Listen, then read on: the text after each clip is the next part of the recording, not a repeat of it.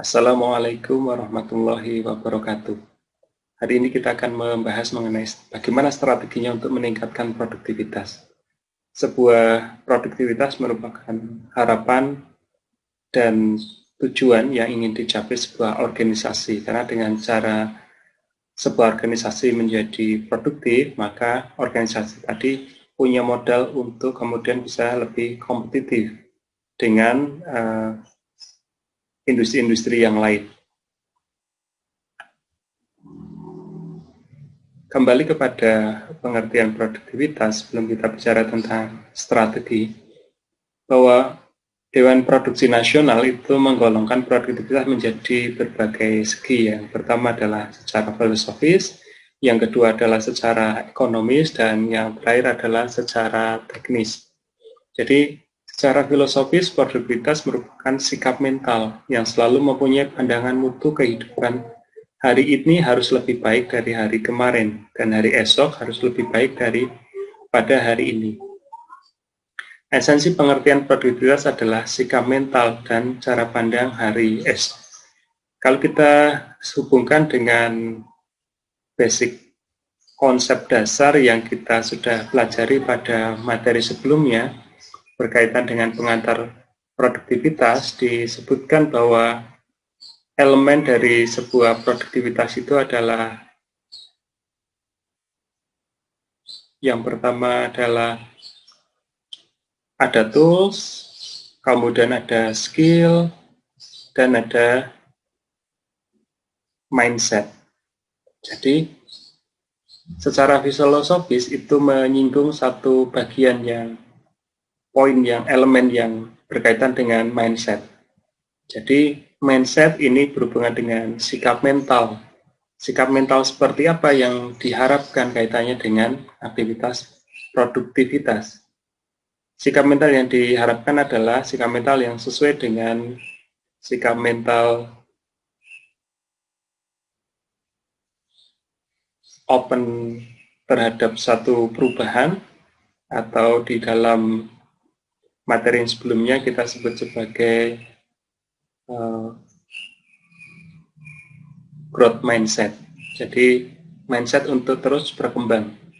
Jadi produktivitas ini oleh Dewan Produktivitas Nasional itu dilihat dari sisi mindsetnya adalah mindset yang tumbuh, yang selalu berkembang, atau growth mindset. Yang kedua adalah secara ekonomis, bahwa produktivitas merupakan usaha memperoleh hasil sebesar-besarnya dengan pengorbanan sumber daya sekecil-kecilnya. Dan secara ekonomis ini mempertimbangkan dua hal, yaitu adalah output dan input. Output di sini seperti pengertian sebelumnya dari perkembangan produktivitas, kita ketahui bahwa tujuan dari produktivitas tentu saja adalah untuk mendapatkan output yang sebesar-besarnya.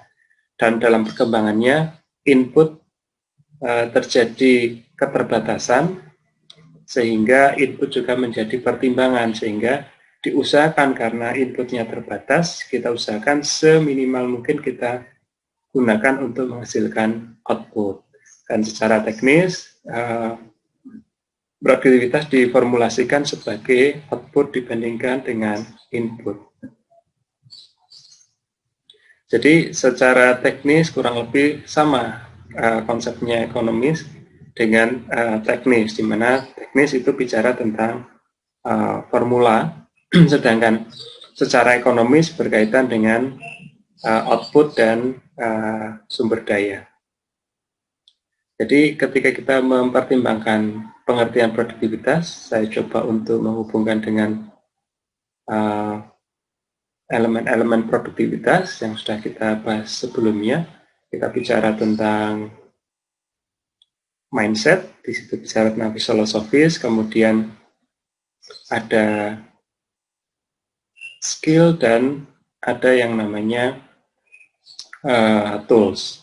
Di mana skill dan tools tadi itu adalah modal dasar untuk kemudian kita bisa menghasilkan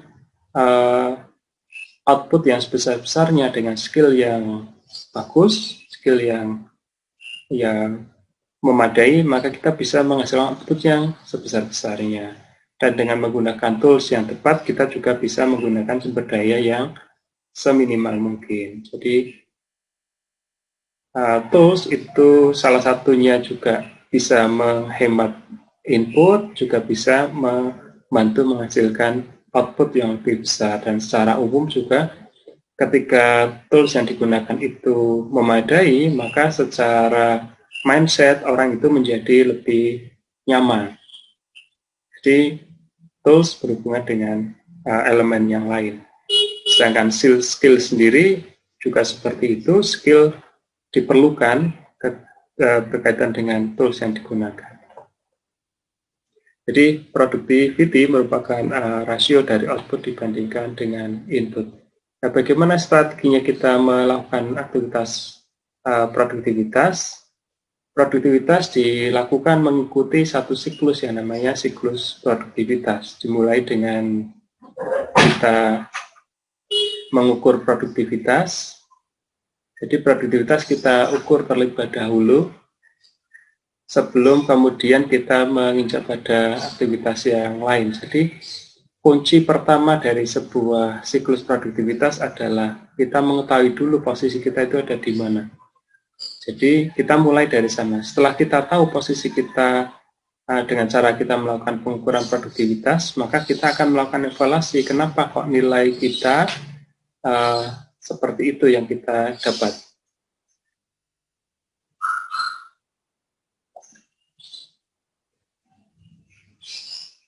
Kemudian setelah kita tahu nilai yang kita dapat berapa, kemudian kita melakukan evaluasi apa-apa saja yang berkontribusi terhadap produktivitas, mana yang tidak berkontribusi terhadap produktivitas, kita bisa menggunakan berbagai macam tools di dalamnya untuk melakukan evaluasi.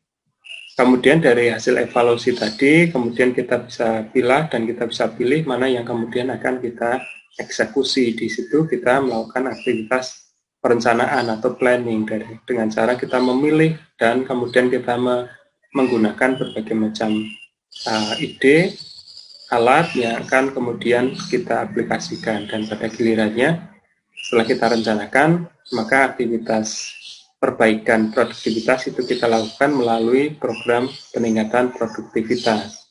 Setelah aktivitas peningkatan produktivitas itu dilakukan, maka kita perlu tahu lagi apakah ada dampak aktivitas tadi terhadap ketercapaian atau ukuran dari produktivitas yang kita miliki. Sehingga siklus ini akan berjalan terus dan terus menerus seperti ini.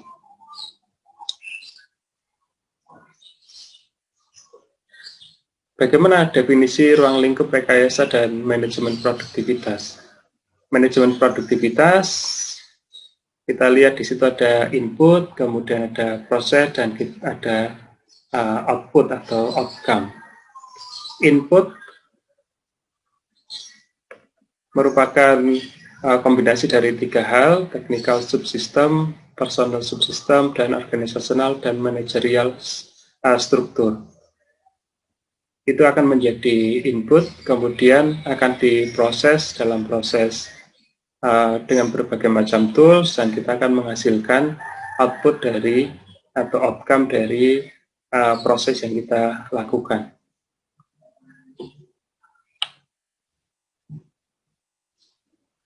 Jadi kita lihat di situ bahwa rekayasa produktivitas berkaitan dengan deliver.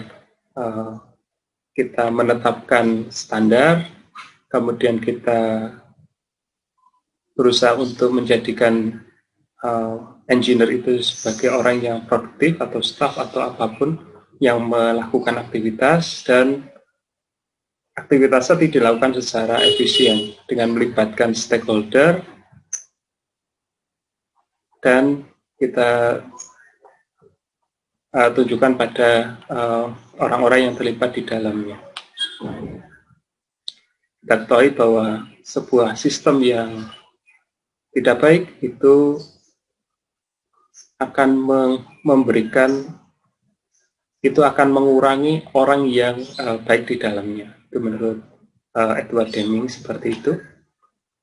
Sehingga produktivitas pelayanan kita bisa gunakan juga produktivitas untuk menghitung di di bagian pelayanan dengan membagi output dan input seperti halnya di bagian produksi.